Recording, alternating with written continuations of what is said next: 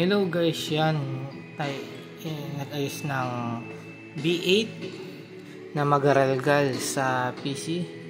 Nagawa tayo ng paraan kung paano tanggalin habang nagla-live. Kaya ngayon, hello.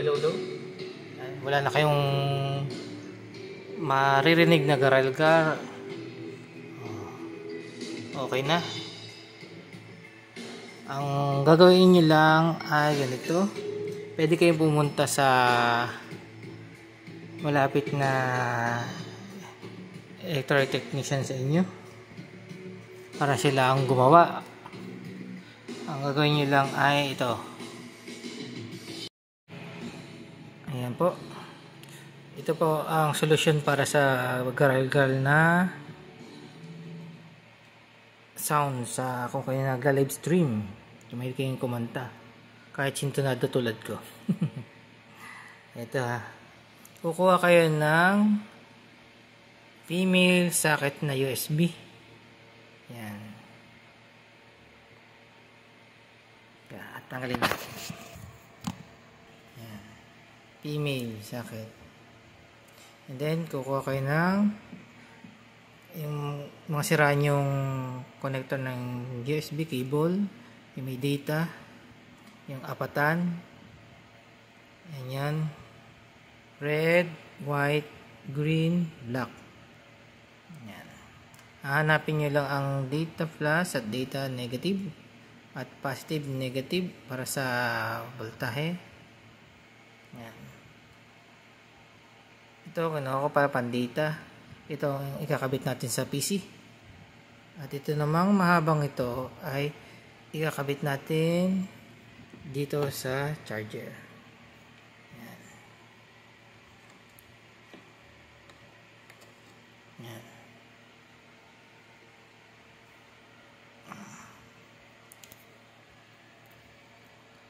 Ayan na siya. Ngayon, dahil meron na yung 5 volts, dito naman nyo ilalagay itong sa USB charging para pag-connect dito sa PC.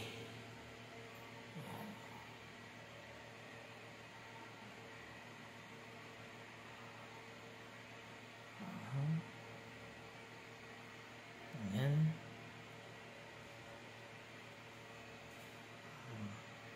So, ngayon, ulitin ko ito.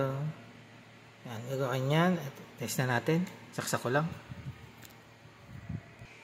Yan, kung makikita nyo sa charger, and then yan, tapos ito ay sa PC na.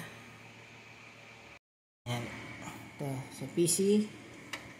Gawin natin sa USB. Yan. Then pagkasaksak,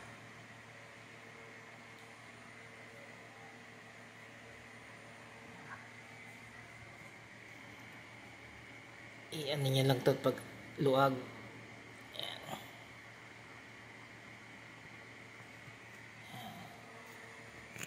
Check nyo lang dito sa setting, dito sa inyong PC, sa sound open setting. Yan. Dapat naka B8 yan. Yan. B8 at pag nasa StreamYard na kayo, yun ang setting, tapos audio. Yan ang lalabas dapat. Microphone play. Okay na yan. Yan natin.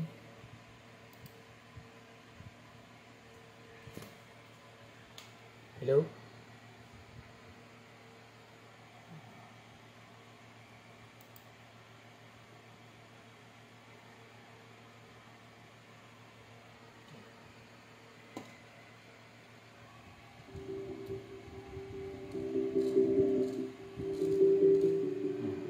Hello. Wala na siyang ingay. Okay na siya.